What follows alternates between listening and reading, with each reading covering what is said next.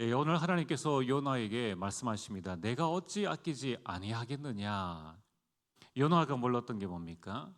하나님의 뜻과 계획, 그게 바로 237입니다. 그래서 오늘 말씀의 제목은 237 이해와 한나라입니다.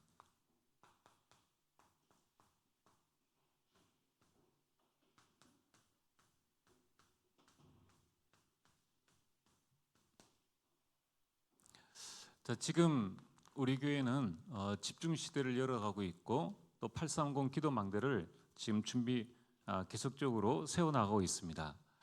그런 가운데에 지금 예비 중직자를 세우려고 하는 가운데 있습니다. 오늘 이 시간 우리 교회 모든 중직자들이 해야 될 중직자의 세 가지 운동이 있습니다.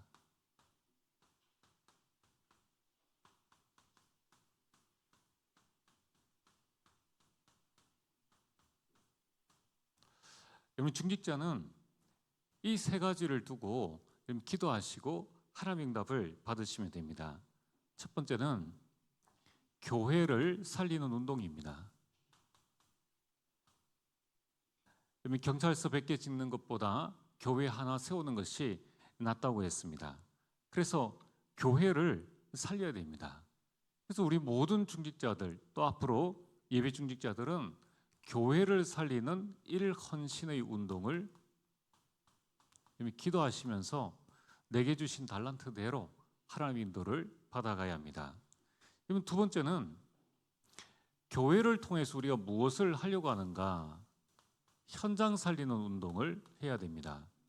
여러분의 가정, 가문, 여러분의 직장과 지역, 우리 렘넌트들의 학교, 이 모든 것이 현장입니다. 그래서 현장 살리는 운동을 해야 돼요. 그래서 우리는 이를 위해서 이 전도의 5기초 중에 하나의 응답을 여러분이 받으시면 나머지는 다 연결되어집니다. 이 부분을 두고 어떻게 우리가 가정을 복음화해야 될 것인가? 가정을 살리는 이 1기초의 응답을 받으시면 거기부터 모든 문들이 열리게 됩니다. 세 번째 우리 중직자들이 해야 될 운동은 237 나라를 살리는 운동입니다. 여러분, 지금 전 세계는 하나로 다 연결되어 있습니다. 그래서 하나님의 절대 계획이 바로 237을 살리는 것입니다.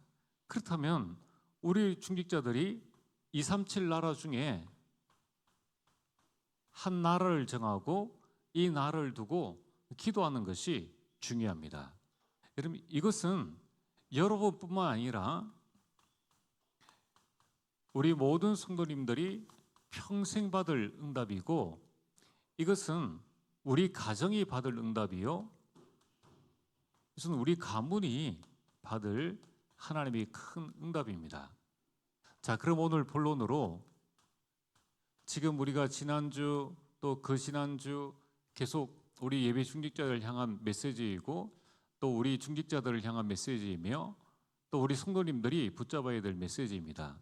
교회를 제대로 이해하고 일헌신의 축복 속에 들어가자. 교회를 위한 헌신은 축복입니다. 이제 우리가 이 현장을 이해하고 현장 살리는 일기초의 응답을 누리자. 그리고 이제는 237을 이해하고 한 나라를 살리는 응답을 누리자는 겁니다. 자, 어떻게 우리가 이 응답을 받을 수 있습니까? 확실한 것은 내 힘으로는 할 수 없다는 거예요. 그러나 하나님은 하실 수 있습니다. 또 더 정확한 것은 하나님이 하실 수 있다가 아니라 하나님이 하십니다. 오늘 여러분들이 이 사실을 내 영혼 속에 깊게 각인을 하셔야 돼요. 하나님이 하시는 그 일에 하나님께서 우리를 불러주시는 겁니다. 그래서 이것이 축복이요 응답이라는 거예요. 자, 그렇다면은 오늘 우리가 237 나라, 이 나라를 살리기 위해서 무엇을 먼저 해야 되는가? 첫 번째는 하나님이 하신다, 하나님의 뜻과 계획이 237이다 라는 이 237의 언약의 망대를 세우는 겁니다. 자, 여러분들, 이 언약의 망대가 내 속에 세워지지 않는 이상에 나는 237 보는 눈을 열 수도 없고, 그렇다면은 하나님께서는 그걸 행하지도 아니하신다는 거예요. 자, 그래서 오늘 여러분들이 왜 우리가 237에 대한 언약을 붙잡아야 됩니까? 그래서 성경을 주셨지 않습니까? 성경은 우리에게 교훈입니다. 이스라엘 민족들, 구원받은 이스라엘 민족들, 하나님의 택하심을 받은 이스라엘 민족들에게 왜 7번의 큰 재앙이 있었습니까?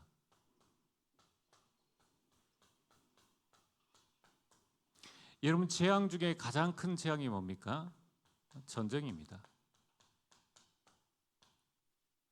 지금도 우크라이나와 러시아의 전쟁이 일어났고, 또 이스라엘과 또 팔레스타인 그 전쟁이 일어나서 뭐 어린아이, 또 부녀자들, 또 여자들, 또 이 시민들이, 무고한 생명들이 참 이렇게 죽어 나가는 것을 보게 됩니다.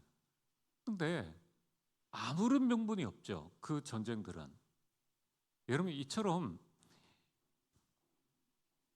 237의 언약의 망대를 잃어버리면은 결국은 이스라엘 백성들은 구원받은 하나님의 자녀들이기 때문에 재앙을 통하여서 237의 언약을 붙잡으라는 하나님의 교훈이고, 여러분, 이 언약을 놓쳐버리면은 하나님은 전쟁을 통하여서 그 현장들을 보게 하신다는 겁니다. 그래서 지금 전 세계에는 12,000번의 이 전쟁이 일어났고, 전 세계가 싸웠던 1, 2차 세계대전이 있었다는 것입니다. 우리는 이 부분을 꼭 기억을 하셔야 합니다. 그래서 예수님께서 이 땅에 오셔서 처음부터 말씀하셨지 않습니까? 요한복음 3장 16절에 하나님이 세상을 이처럼 사랑하사 독생자를 주셨으니 이는 저를 믿는 자마다 멸망하지 않고 영생을 얻게 하려 하심이니라. 하나님은 이 세상 모든 사람들이 구원을 얻고 멸망받지 않기를 원하신다는 거예요. 이 일을 위해서 예수님께서 십자가에 못 박히시고 부활하셔서 또 말씀하셨습니다. 이 예수님의 부활 메시지 마태복음 28장 18절에 보면은 너희는 가서 모든 민족으로 제자를 삼으라. 마가복음 16장에는 천하 만민에게 가라. 사도행전 1장 8절에는 땅 끝까지 가라. 이 말씀이 곧 지금의 237을 말씀하는 겁니다. 그래서 하나님은 무엇을 원하시는가 하면은 디모데전서 2장 4절, 하나님은 모든 사람이 진리를 알기를 원하신다는 거예요. 예수가 그리스도이심을 알기를 원하신다는 겁니다. 그리고 구원에 이르기를 원하십니다. 오늘 저와 여러분들이 내 안에 237의 언약의 망대를 세운다는 게 뭡니까? 과연 우리는 이 땅을 살아가면서 전쟁이냐 복음이냐, 정말 우리는 선교냐 아니면은 재앙이냐, 이 부분들을 봐야 합니다. 그렇다면은 오늘 237은 하나님의 절대 계획이다. 그래서 하나님이 하신다는 것을 우리 마음속에 굳건히 세워놓아야 합니다. 자, 두 번째는 이 237의 나라를 어떻게 우리가 살릴 수 있습니까? 이제 우리는 다민족의 망대를 세워야 합니다. 우리가 237 나라를 다 갈 수 없는 거예요. 그래서 지금 우리의 형편을 한번 보시길 바랍니다. 하나님은 언제든지 사도행전 2장에 이 언약 가진 주의 백성들에게 15나라의 다민족들이 오게 하셨습니다. 그래서 여러분들이 내 현장, 내 현장에 와 있는 다민족들은 선교의 큰 문입니다. 자, 여러분들 내 있는 현장이 먼저 이 선교지라는 것을 여러분들이 꼭 기억을 하시길 바랍니다. 자, 그래서 외국에서 공부하러 온 유학생들, 그리고 여기에 사업하러 온 엘리트들, 여러분 또한 이 외국에서 우리나라에 돈 벌러 온 근로자들이 있습니다. 그럼 지금 이 도로 하나 건너면은 이 아파트 건설을 쭉 하고 있는데 거기만 가봐도 외국인 근로자들이 많이 있습니다. 어렵지 않게 우리는 다민족을 통하여서 237을 볼 수 있습니다. 또 지금 국제결혼,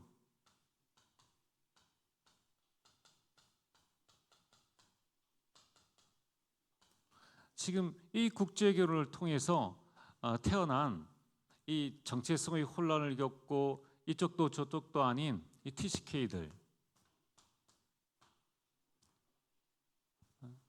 여러분 우리는 이들에게 관심을 가져야 합니다. 여러분 우리가 선교라는 것이 237이라는 것이 멀리 있는 것이 아닙니다. 하나님께서 우리에게 우리가 이 복음을 가지고 있기 때문에 하나님께서는 우리에게 이들을 보내주셨는 거예요. 그래서 우리는 다민족의 망대를 세워서 뭐를 해야 됩니까? 역선교입니다. 여러분들 이 사도행전에 빌립이 있을 때에 하나님께서는 그 지나가는 내시에게 복음을 전하게 하셨습니다. 그리고 15나라의 사람들이 오게 해서 그들이 로마로 가서 또 내시가 에티오피아에 가서 이 복음을 전하게 되었다는 겁니다. 그게 237의 시작이 되는 겁니다. 자, 그렇다면은 오늘 여러분들이 가장 먼저 또 우리 모든 이 중직자분들이 가장 먼저 해야 될 것은 뭐냐면은 하나님이 원하시는 것은 237이다. 237을 하나님이 하신다는 거예요. 그럼 내 안에 237의 언약의 망대를 세워야 합니다. 그러면서 지금 내 현장에 와 있는 다민족들, 또 이들이 살고 있는 그 현장들을 우리가 조금만 관심을 가지고 살펴봐야 하는 것이죠. 그러면서 세 번째 우리가 해야 될 게 뭡니까? 소통의 안테나를 세우는 겁니다.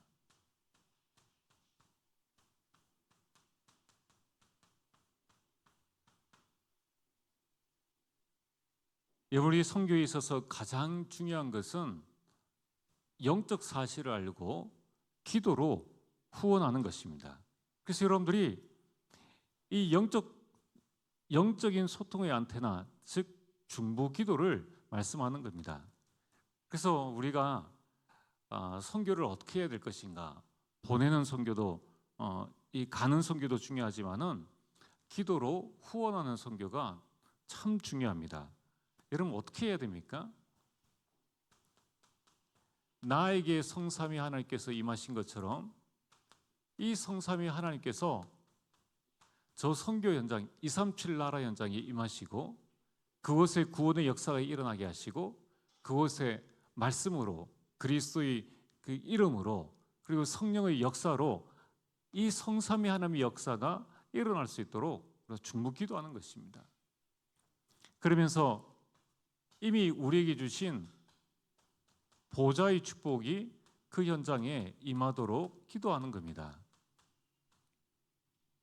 하나님, 저 이 다민족 가운데에 또 237 가운데에 생명의 역사가 일어나게 없어서 그 보좌의 3초월의 응답을 저 현장에서 누리게 없어서 그러면서 그 현장을 살릴 수 있는 전무후무한 응답을 허락하여 주옵소서. 그래서 이 응답을 가지고 시대를 살리는 축복을 허락하여 주옵소서. 여러분 이 축복이 나에게도 임하고 나에게 임한 그 축복들이 237 세계 현장 속에 그리고 내 주변에 있는 다민족의 현장 속에 임하도록 우리가 기도하는 것입니다.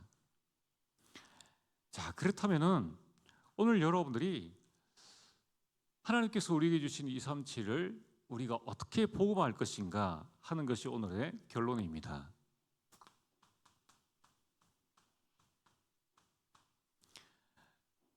여러분, 중직자는 지금부터 교회 살리는 일 헌신, 현장 살리는 일 기초, 237 살리는 한 나라를 담당하는 이 축복들을 두고 계속 기도하시면 됩니다. 그러면서 하나님이 하실 것이기 때문에 우리의 관심과 우리의 눈을 237로, 그리고 우리 현장에 있는 다민족에게 이걸 두고 내가 늘 하나님과 소통하는 이 소통의 중보 기도의 시간과 또 이것을 전달하는 시간을 가지고 계시면서 여러분들이 지금부터 뭘 해야 됩니까? 237 살리는 주역으로 서라. 그래서 여러분들이 이 주역으로서 한 나라, 한 명의 선교사를 살릴 수 있는 응답을 달라고 지금부터 기도하시는 겁니다. 지금 이 많은 성도님들이나 또 중직자들이 꼭 요나 같은 나가 많다는 거예요. 하나님께서는 지금 모든 관심을 이미 요나는 구원을 받았습니다. 그렇다면 이 구원은 나만을 위한 구원이 아니라 하나님의 계획은 나를 통해서 237이 살아나는, 나를 통해서 가정과 가문이 살아나는 그 응답을 주시기를 원하신다는 거예요. 그렇다면 더 많은 하나님의 응답과 축복들을 우리가 누릴 수 있다는 겁니다. 그런데 요나 같은 나가 너무 많다는 거예요. 그래서 여러분들 이 237을 살리는 것, 이 선교는 사실 엄밀하게 말하면은 나에게 도움되지도 않고 교회에 도움되지도 않습니다. 그래서 여러분들이 이 237 살리는 일에는 나의 복음의 결단이 반드시 필요합니다. 그래서 여러분들이 이 언약을 붙잡고 기도를 하셔야 돼요. 어떤 결단을 해야 됩니까? 선교는 하나님의 뜻이 분명하다. 237을 살리는 것은 하나님의 뜻이다 라는 결단을 하셔야 됩니다. 자, 그리고 나서 그렇다면은 여기에 내 인생과 나의 삶의 방향을 맞추겠다는 거예요. 여러분, 일단은 방향이 안 맞는 이상에는 아무리 하나님께서 응답을 주시려고 해도 그 응답이 비껴갑니다. 그래서 이번 우리 예비 중직자들이 잘 보시고, 여러분, 우리가 한평생 사는데 우리가 100년을 살아도 한 번 삽니다. 한 번뿐입니다. 여러분, 우리가 언제 하나님 앞에 쓰임 받을 수 있겠습니까? 우리가 언제 일평생 교회를 세우는 이 헌당을 언제 한번 할 수 있겠습니까? 우리가 이 부분을 잘 생각을 해보셔야 됩니다. 그래서 내 인생의 방향과 이 내 삶을 하나님께 237과 맞추는 것이죠. 그래서 여러분들이 지금부터 기도하시길 바랍니다. 우리 모든 중직자들은 여러분이 기도하시면서 아까 말씀드린 것처럼 한 나라를 담당하는 이 한 나라를 찾아내시길 바랍니다. 237 나라 가운데에 하나님께서 나에게 주신 나라가 어떤 나라인가? 그러면서 이 가운데에 와 있는 다민족이 있잖아요. 그리고 아직 복음을 듣지 못한 5천 종족이 있다는 겁니다. 이 중에 한 종족을 담당할 수 있도록, 그러면서 여러분 개인과 가정과 가문이 한 명의 선교사를 후원할 수 있도록,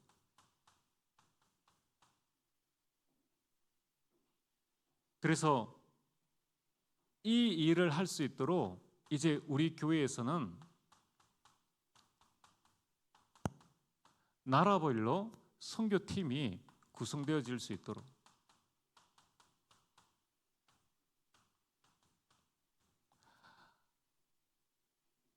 그러면 이 부분은 우리 형편 따라 하는 게 아닙니다. 이 부분은 교회가 마땅히 해야 될 의무이자 책임이에요. 세금은 마땅히 내야 되는 것입니다. 하나님께서 왜 교회를 세우셨느냐? 하나님께서 교회를 세우신 목적이 뭐냐면은 교회를 통하여서 237을 살리라는 것입니다. 그렇다면 우리가 해야 될 것은 정말 여러분들이 한 나라를 담당하고 한 종족을 담당할 수 있도록 한 선교사를 후원하고 교회는 나라별 선교팀을 구성하여서 온 교회가 함께 이 하나님의 응답을 누리는 것입니다. 그래서 여러분 이 나라 담당자가 세워지고 여기에 우리 중직자들이 함께하고 또 우리 렘넌트들이 함께 팀을 이루어서 하나님의 인도를 받아 나가는 것이죠. 자, 여러분들 이 일을 하는 데 있어서 하나님께서 어떻게 보시겠습니까? 오늘 성경 요나서 4장 11절에 하물며 이 큰 성읍 니느웨에 좌우를 분별하지 못하는 자가 12만여 명이요 가축도 많이 있나니, 마지막 말씀이죠. 내가 어찌 아끼지 아니하겠느냐? 내가 어찌 아끼지 아니하겠느냐? 하나님이 나를 사랑하신 것처럼 하나님이 저 237에 아직 복음 듣지 못한 자들을 어찌 아끼지 아니하시겠느냐는 거예요. 그 하나님의 음성을 우리가 들어야 된다는 거예요. 자, 그래서 오늘 여러분들이 앞으로 우리가 이 부분들 두고 기도하면서 하나님 인도를 받아야 됩니다. 저는 237 선교를 생각하면서 늘 마음속에 떠오르는 가문이 언더우드 가문입니다. 여러분들 이 언더우드 선교사님이 장로교 선교사였죠. 그래서 1885년 참 그 당시 우리나라는 뭐 보통의 나라가 아니지 않습니까? 이 당시에 1885년에 들어온 언더우드 선교사님이 우리나라를 보면서 한 기도문이 있습니다. 제가 그 기도문을 한번 읽어드리겠습니다. 주님, 메마르고 가난한 땅, 보이는 것은 고집스럽게 얼룩진 어둠과 가난과 인습이 묶여있는 조선 사람뿐입니다. 그들은 왜 묶여있는지도 고통이라는 것도 모르고 있습니다. 조선의 마음이 보이질 않습니다. 저희가 해야 할 일이 보이지 않습니다. 그러나 주님, 순종하겠습니다. 순종할 때 주께서 일을 시작하시고 그 하시는 일을 우리들이 볼 수 있는 날이 있을 줄 믿나이다. 지금 우리가 황무지 위에 맨손으로 서 있는 것 같사오나 저희들이 우리 영혼과 하나이며 하나님 나라의 한 백성, 한 자녀임을 깨닫고 눈물로 기뻐할 날이 있음을 믿나이다. 지금은 예배드릴 예배당도 없고 학교도 없고 그저 의심과 멸시와 천대가 가득한 곳이지만 이곳이 머지않아 은총의 땅이 되리라는 것을 믿습니다. 이렇게 기도했다는 거예요. 여러분들 이 언더우드 선교사의 이 피 맺힌 우리나라와 무슨 상관이 있습니까?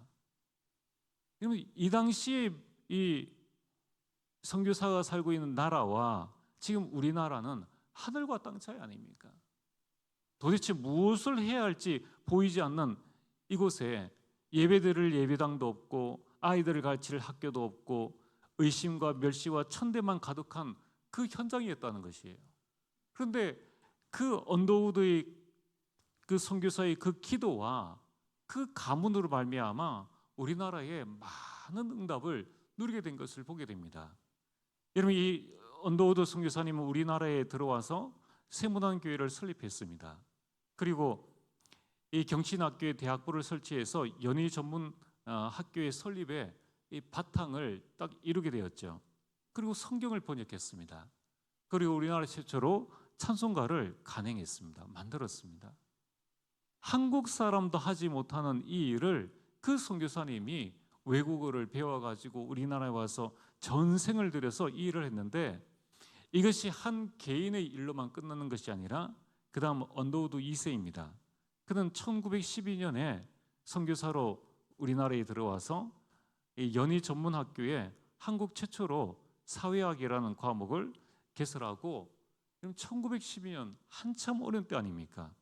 거기에서 이 대학교 강의를 했습니다. 그리고 3.1 운동을 맞이해서 제합리 학살 사건 등 일제의 만행을 전 세계에 알린 것입니다. 이 아들로 끝나는 것이 아니라 그 손자 언더우드 3세는 6.25 전쟁 때 해군대위로 참전하고 연세대학교에서 한국 교육의 발전과 한미 우호 증진에 이바지하면서 한국에 살면서 그 일을 감당해 나갔고요. 이제 4대째에 이르러서는 이 언더우드 4세입니다.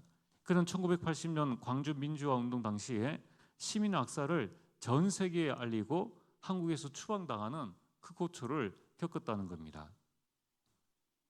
이러한 언더우드 가문의 그 일들을 이제 한국에서 인정해서 한국 정부에서 2004년도에 국민훈장 모란장을 수여했습니다. 오늘 여러분들이 나와 내 가정과 우리 가문이 237과 연결되어 있다는 것은 이건 최고의 축복이요, 최고의 응답이라는 것입니다. 자, 그래서 오늘 여러분들이 지금부터 시작하시길 바랍니다. 여러분이 지금부터 시작해서 우리 가정, 우리 가문이 237과 연결되어지고 정말 237 망대가 우리 가정 가문에 세워지고 지금 있는 내 현장 여기에서 다민족의 망대가 세워져서 237 나라를 살릴 수 있는 준비를 해야 하는 겁니다. 자, 그렇다면은 좀 몇 가지 여러분들에게 이 부분에 대한 실제적인 내용들을 말씀을 드린다면은 지난번에 말씀드렸지 않습니까?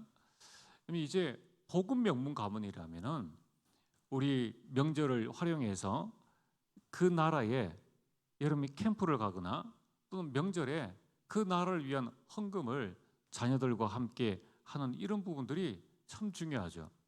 또한 여러분들이 손주가 있습니까? 여러분 대학생이라면 해외 인턴십을 얼마든지 할 수 있습니다. 해외 교환학생 제도로 그 나라를 체험할 수 있는 거예요. 여러분들 마음속에 분명히 있습니다.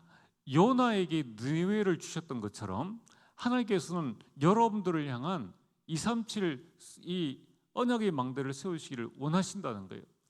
하나님께서 나에게 주신 그 나라는 어떤 나라인가? 그래서 그 나라에 우리 손주가 이 교환학생 제도를 통해서 한 나라를 체험할 수 있고요. 또 선교지에 있는 교회를 직접 가서 섬길 수 있는 그런 시간들도 있다는 겁니다.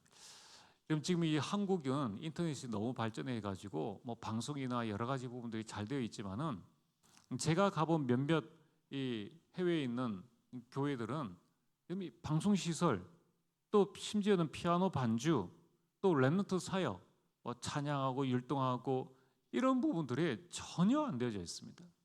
우리는 너무 쉬운 것인데 그 나라에는 그런 부분들이 너무 안 되어져 있다는 거예요. 그리고 선교사 자녀 교육 등 우리가 할 수 있는 이런 선교 인턴십이 많이 있다는 겁니다.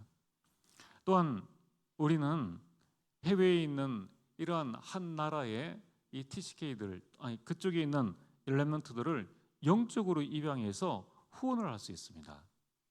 그리고 세계 렘넌트 대회나 또는 한국에 불러서 함께 합숙하면서 훈련할 수 있는 여러 가지 부분들이 있다는 겁니다. 여러분, 하나님의 뜻이 맞다라는 이 분명한 망대가 세워지면은 길은 열리게 돼 있다는 것입니다. 그래서 오늘 우리 모든 중직자들, 우리 모든 성도님들이 왜 우리가 237을 해야 되는가? 안 하면 재앙입니다.